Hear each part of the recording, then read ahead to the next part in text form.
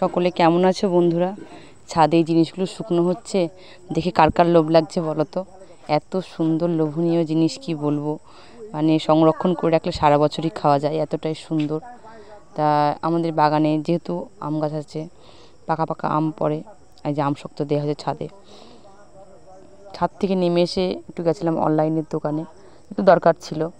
তা দোকানে গিয়ে দেখি দুটো এত সুন্দর সুন্দর জিনিস আর কি দেখার মতন, খুব ভালো লাগলো। মাছগুলো একটু গরমে নিস্তেজ হয়ে গেছে। পাশে অ্যাকোরিয়ামটায় এত কালারিং সুন্দর মাছ ছিল কি বলবো। আমার বাড়িতেও অ্যাকোরিয়াম ছিল এক সময়, আমি কোনো কিছু পোষায় বাদ রাখিনি, সব কিছুই পোষা হয়েছে। তাই দেখো মাছগুলো দেখতে খুব ভালো লাগে, তাই তোমাদের সঙ্গে একটু দেখাচ্ছি।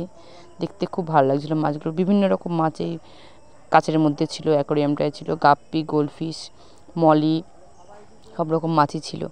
সকলে কেমন আছো বলো? গরম যা পড়েছে, আমার তো হাঁসফাঁস করার মতন অবস্থা। হঠাৎ করে একটু বাপের বাড়ি যেতে হয়েছিল বন্ধুরা। দেখো রেডি হয়ে রাস্তায় এসছি, টোটো করে যেহেতু যাব, টোটো হোক অটো হোক যা পাবো তাতেই যাব।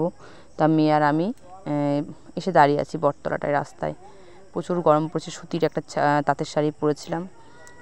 আর দেখো ছেলে আমাকে নামাতে এসছে রাস্তায় মোটরসাইকেল করে, একটা ব্যাগ ছিল যেহেতু, অটোয় করে এসছি।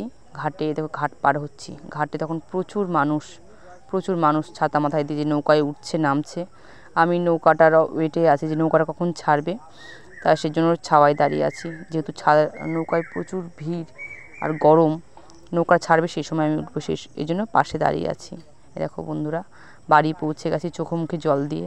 এত গরম পড়েছে, চোখে মুখে জল দিলে ভালো লাগছে। দেখো আমার ভাইপো আর মেয়ে এ দেখো দাঁড়িয়ে আছে। সকলেই ভালো থেকে বন্ধুরা, দেখা হচ্ছে পরে ভিডিও, টাটা।